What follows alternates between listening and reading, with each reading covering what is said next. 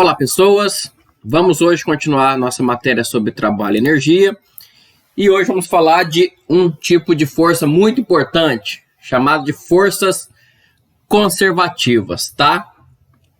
Ela vai levar mais para frente ao conceito de conservação da energia, tá? Então, vamos colocar assim, dizemos que uma força é conservativa se o trabalho em qualquer caminho fechado é nulo, tá? Essa é a definição formal de força conservativa, tá? Significa que o trabalho em qualquer caminho fechado é nulo. Vamos fazer um desenho aqui para entender melhor. Então, considera eu estou aqui, né, no meu plano cartesiano. Então, eu estou nesse ponto aqui e eu vou voltar para esse ponto aqui. Então, vou começar de vermelho aqui. Então, eu vou simplesmente ir e voltar, né, na mesma linha, né? Mas essa não é a única alternativa. Eu posso fazer um círculo ou posso fazer uma estrela, ó. Qualquer coisa que você quiser. O importante é o seguinte: o caminho é fechado, ou seja, o ponto final e o ponto inicial é exatamente o mesmo, tá? Então, o trabalho nesse aqui deve ser nulo. E deve ser nulo independentemente do caminho. Isso aqui é uma integral fechada, né? Ou seja, eu estou circulando aqui, né? Então, se o trabalho sobre qualquer caminho fechado for identicamente igual a zero, por isso tem três setinhas, três risquinhos aqui, então, essa força é chamada de força conservativa, tá ok? Tem formas de analisar se a força é ou não conservativa, tá? Mas é importante descobrir o que ela é, né? Então, eu vou dar um exemplo logo de cara aqui para mostrar que a força gravitacional é conservativa. E depois eu vou deixar de exercício para vocês provarem que o atrito não é conservativo. Então, vamos considerar a força gravitacional, tá? Então, a força gravitacional, né? Quanto que vale a força gravitacional? Vale menos mg na direção J, né? Essa é a força gravitacional. Então, eu posso escolher qualquer caminho. Eu vou escolher o caminho mais simples possível, né? Eu vou escolher ir para cima, depois descer, né? Por quê? Porque se eu andar para a direita ou para a esquerda, isso já vai dar zero, né? Porque aí eu vou ter um produto interno, que o trabalho é um produto interno, como vocês podem ver na fórmula aqui em cima, né? Trabalho é um produto interno, né? Então, o produto interno de I, que é deslocamento horizontal, com J, que é a direção da força, vai dar sempre zero. Então, não vai fazer muita diferença, tá? Então, vamos considerar que eu jogo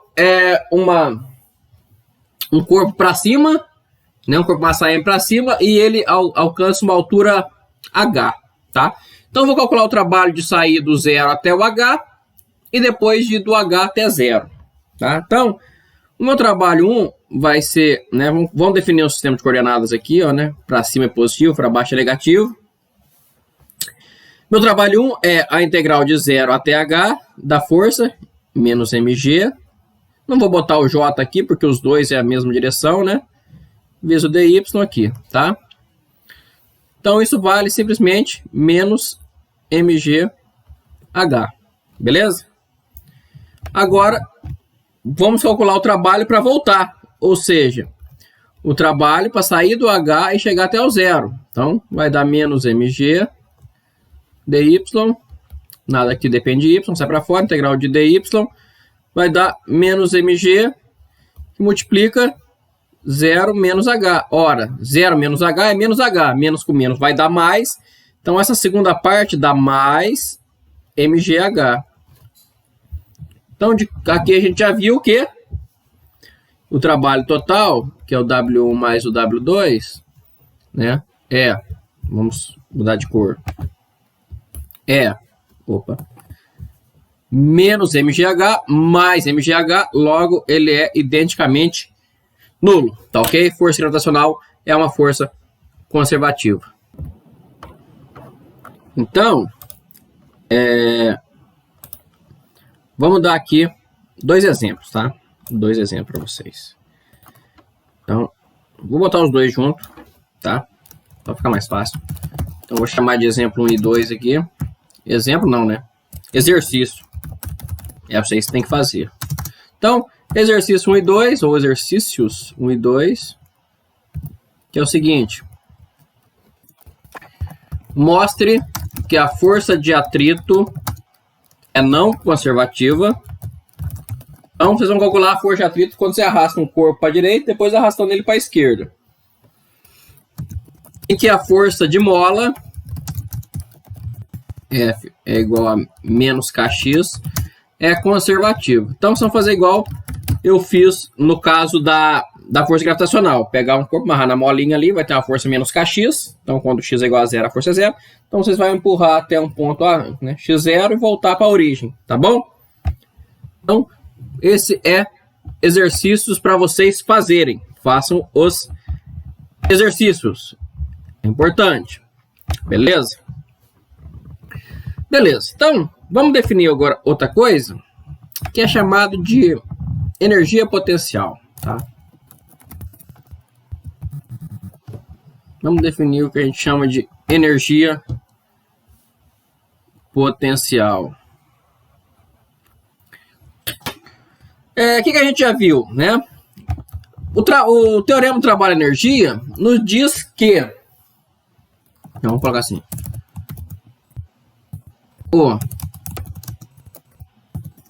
teorema trabalho-energia nos diz que o trabalho da resultante de forças que age no corpo é igual a variação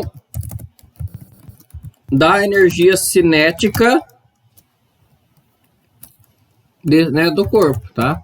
Então, aqui a gente sempre aproxima depois para uma força só, para facilitar a nossa vida, né? Mas quando tem várias forças atuando no corpo, né, a resultante desse trabalho, a resultante dessas forças é igual a resultante dessas forças realizando um trabalho é igual a variação da energia cinética do corpo. Então, a gente expressou isso como trabalho é igual a variação de K, né?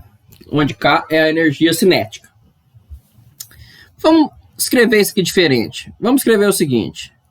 Variação de K menos o trabalho é zero. Certo? Se isso é verdade, e é verdade, então isso também é. Porque eu só passei esse K para o lado de cá, então ele é positivo, passa negativo, e aí dá zero. Então, essa expressãozinha aqui, ela é interessante, porque ela é uma lei de conservação, assim. A variação de alguma coisa menos outra coisa é igual a zero, né? Eu posso querer reescrever isso aqui da seguinte forma. A variação de K mais alguma coisa é igual a zero, tá? O que eu ganho escrevendo assim? Eu ganho que eu estou falando que duas coisas somadas, né, nunca variam. Uma sempre compensa a outra. Quando eu aumento essa, eu diminuo essa para compensar. Então, isso aqui é uma lei de conservação, tá?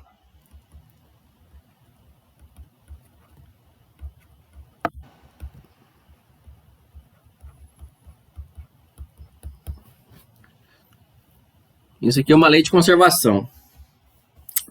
Quando a variação de duas coisas somadas é sempre nula, tá? Então, eu tenho que sair dessa expressão aqui, variação de K menos W igual a zero, e passar para a variação de K mais alguma coisa igual a zero. Agora, o que seria essa alguma coisa, né? Bem, o trabalho, ele é a integral, né, do ponto inicial até o final do F dr. Eu vou definir uma grandeza aqui que eu vou chamar de menos ΔU, tá? Só por convenção, que é exatamente igual ao trabalho, tá? Então, eu só estou mudando de nome. Tudo que é trabalho, eu estou falando que é menos ΔU. Por quê? Porque esse aqui também é uma variação, né? Porque eu estou indo de A até B, né? Ou de I até F. Vamos botar I até F, né? Botou I até F lá.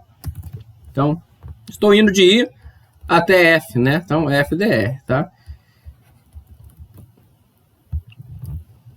Né? Então, eu só mudei o nome. Eu falei que o que é trabalho é igual a menos ΔU, tá? Então, o meu ΔU, logo de cara, ele é menos trabalho, óbvio. Se o trabalho é menos ΔU, meu ΔU é menos trabalho. Então, variação desse U, que é igual a menos trabalho, o que é isso? Tem que ser igual a menos a integral de F dr, né? De A até B. Certo? Agora vamos jogar aqui. Vamos comparar essa expressão aqui com o que eu estou querendo aqui em cima. Variação de ΔK mais alguma coisa. Essa mais alguma coisa daqui de cima tem que ser menos trabalho. Só que menos trabalho é, pela definição que eu fiz agora, menos ΔU. Então, eu posso escrever o seguinte. Variação de K mais U é igual a zero. Agora eu consegui obter uma lei de conservação. A grandeza K mais U, ela é sempre conservada. Então, eu simplesmente vou chamar esse U de energia potencial. Tá? Então, esse meu U é energia potencial. E quantos que ele vale? Ora, se o ΔU é dado aqui em cima, né? Vamos botar mais setas aí. Se o ΔU é dado por aqui em cima, então o meu U é simplesmente a integral indefinida disso aqui, né? Porque isso aqui é uma integral definida, vai de A até B. O meu U é a integral indefinida disso. Logo, U é definido como sendo menos a integral de F dr. Tá ok? Agora vamos analisar essa expressão aqui. Variação de K mais 1 igual a zero. O que é variação? Final menos inicial. Então vamos escrever isso. K final menos K inicial. Esse é o ΔK. Mais. Vamos aqui o ΔU. O final menos o inicial. Opa. O final menos o inicial. Esse é meu ΔU. É igual a zero, tá? Então, essa expressão aqui que eu escrevi, ela é exatamente igual a essa, tá? Eu só abri o delta, né? Delta é variação. Final menos inicial. E agora, vou passar as coisas negativas para o lado direito da equação. Então, fica o seguinte. K final mais o final é igual a, esse aqui está negativo, K inicial mais o inicial, tá? Então, eu obtenho essa expressãozinha aqui, e essa expressãozinha aqui, ela é chamada de conservação da energia mecânica, tá? E quando que vai existir um? Vai existir o U quando a força for conservativa. Então, essa é a conservação da energia mecânica, tá? Energia mecânica é energia cinética mais energia potencial, tá? Então, vou botar até aqui uma observação, né? Somente existirá uma energia potencial U se a força for conservativa, tá ok? Então, com isso a gente obtém a nossa expressão da conservação da energia mecânica. A gente pode melhorar essa expressão, né? Por quê? Porque a forma do K é a mesma sempre, é mv ao quadrado sobre 2, né? E esse U, né, só pode depender da posição, né? Essa é uma das condições da força ser conservativa. Depois eu boto aqui a continuação dessa observação aqui, né? Então, esse aqui é final também, né? Então, isso aqui é igual a mvi ao quadrado sobre 2 mais o i, que só depende de r, né? Então, essa é a conservação da energia mecânica, né? Então, opa, o 2 foi tampado ali, importante, aquele 2. Então, essa é a expressão da conservação da energia mecânica. Quanto que vale o U? Né? O U vale menos a integral de FdR, então, naturalmente, depende de qual é a força que eu estou trabalhando. A força gravitacional tem uma forma, a força de mola tem outra, outras forças terão outras expressões, tá ok? Vamos botar então agora uma observação número 2, né? Observação 2. Eu ia botar junto, mas acho melhor botar 2. Observação 2. A força conservativa não pode depender do tempo, tá? Somente da posição ou ser constante, tá? Ela não pode depender do tempo. Vamos dar um exemplo aqui dessa uma aplicação bem simples, lá ensino médio, né? Exemplo: seja um corpo abandonado no alto de um plano inclinado de inclinação θ e altura h. Calcular qual a velocidade que ele chega, né, na base desse topo, desse morro, né, desconsiderando o atrito, né, porque o atrito não é conservativo. Então, seja um corpo abandonado no alto de um morro de altura h e inclinação θ. Calcular qual é a velocidade que ele terá na base do morro.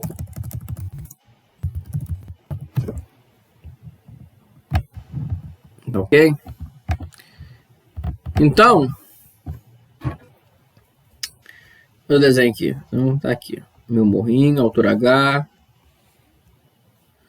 Tá? Aqui vale θ, aqui vale H. E eu boto meu corpo aqui. Vou abandonar ele aí. Ele vai escorregar, porque não tem atrito, né? Então, ele vai escorregar. Eu quero saber que velocidade ele vai ter lá embaixo, né? Então, diagrama de força. Quais forças agem no corpo? De novo, né? 19ª vez que eu faço isso. Peso normal, tá? E ele vai escorregar para cá, né?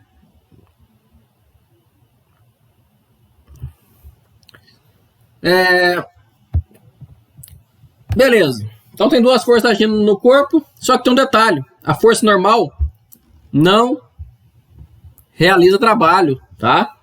Força normal não realiza trabalho.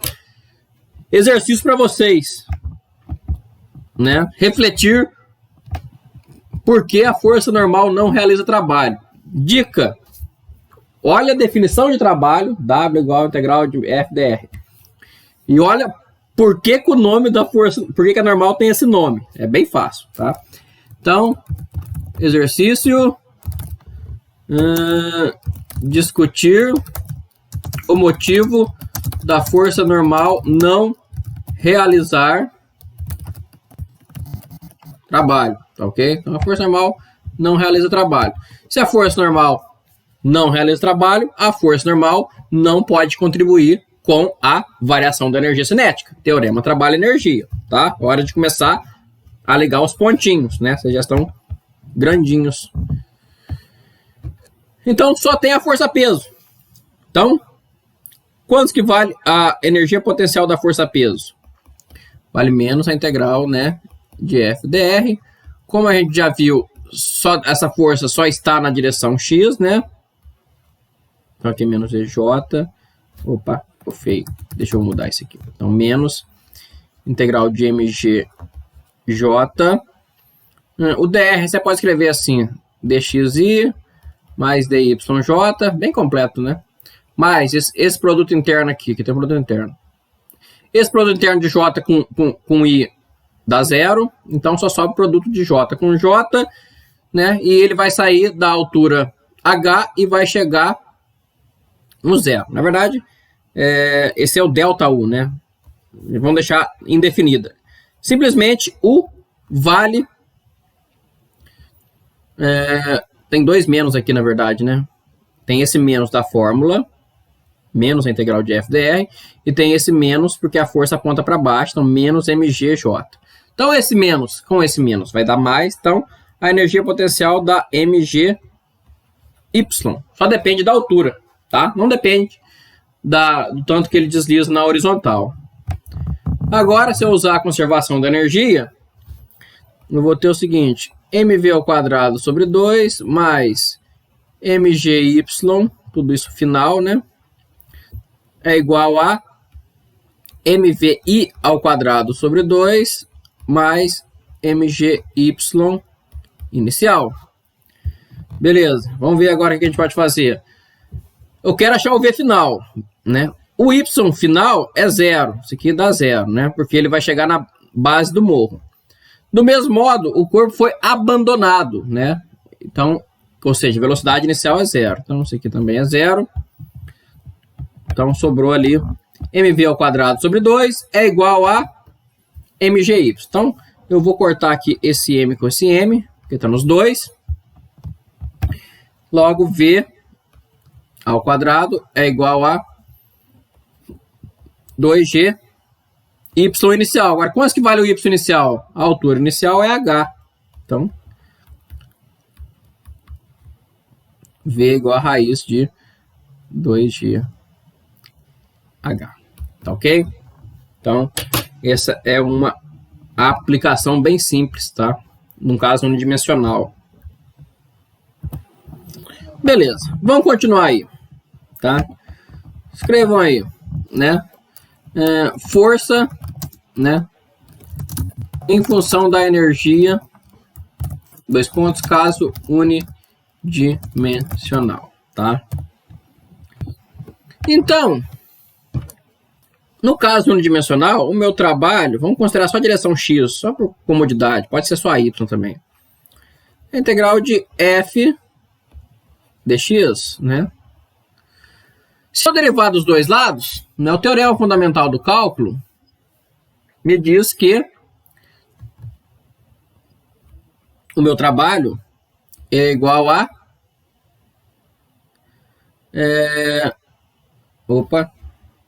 minha derivada do trabalho em relação ao x é igual ao f, né? Agora, o trabalho a gente definiu como seno menos delta U, né? Então, eu posso escrever o seguinte. A minha força F é igual a menos o meu du dx, né? Onde meu U só pode depender de x, ele não, né? Como é unidimensional e só existe energia potencial se a força não depender do tempo, então esse é o meu F no caso unidimensional, tá ok? Então, se eu te der energia potencial U, você consegue encontrar qual é a força simplesmente derivando, tá? E botando um sinalzinho, né, de menos, tá ok? No caso tridimensional, e bidimensional e tridimensional, aí essa aqui é uma integral de linha, tá? Então, a operação inversa da integral de linha é o gradiente, tá? Então, ele é um pouquinho mais complicado. Ele tem um passo a mais só, na verdade. Eu vou explicar direitinho o que ele é mais para frente.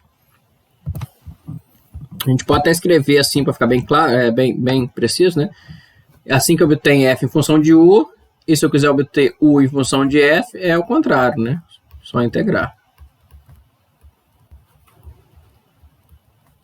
Ou, no caso unidimensional, né? Menos f dx só, né? Porque aqui é unidimensional.